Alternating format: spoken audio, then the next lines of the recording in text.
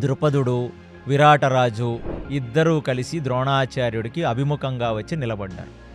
ఎన్నో రోజుల నుంచి ఉన్న శత్రుత్వం ఆ ద్రుపదుడితో. అలాంటిది ఆ ద్రుపదుడు యొక్క ధనస్సు విరగ్గొట్టి, ద్రుపదుడు యొక్క కిరీటాన్ని పడగొట్టి, ద్రుపదుడు యొక్క ధ్వజాన్ని పడగొట్టి, ద్రుపదుడు యొక్క గుర్రాల్ని పడగొడుతుంటే ఉన్న పాండవులందరూ అలా నిర్ఘాంతపోయి చూస్తుంటే ఒక విశేషమైన ఆయుధాన్ని తీసి ఆ ద్రుపదుడు యొక్క తలను కొట్టేశాడు ద్రోణాచార్యుడు.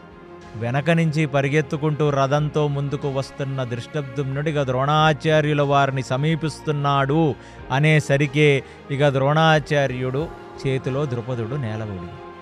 అది చూచిన ధృష్టద్యుమ్నుడికి ఇప్పుడు అతని యొక్క క్షత్రియుడి అహంకారం, క్షత్రియుడి యొక్క రోషం వచ్చింది.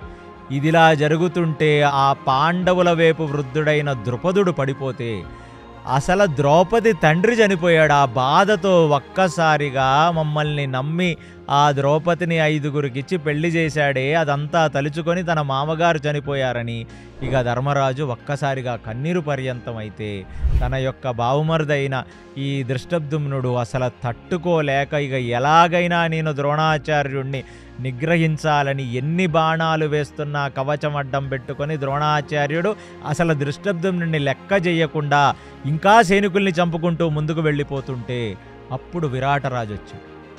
అప్పటికి ధర్మరాజు చెప్తూనే ఉన్నాడు, విరాటరాజా, ద్రోణాచార్యుడు చాలా పెద్ద ఫామ్లో ఉన్నాడు, పూనకం వచ్చినట్టు యుద్ధం చేస్తున్నాడు ద్రోణాచార్యుడు, ఆయన ముందుకు ఎవరూ వెళ్ళొద్దు, ఆయన వస్తే పక్కకు తప్పుకోండి అంటే ఇక విరాటరాజు కూడా తన యొక్క క్షత్రియత్వాన్ని పూర్తిగా చూపించి ఎన్ని వందల బాణాలేసినా ద్రోణాచార్యుడికి ఇంత కూడా తగలకుండా కవచాన్ని అడ్డం పెట్టుకొని ఒక్క బాణం తీసివేస్తే ఆ విరాటరాజు యొక్క గుండెల్లో బాణం దూసుకు వెళ్ళి ఆ రథం మీద నుంచి ఎగిరి విరాటరాజు కింద పడ్డాడు.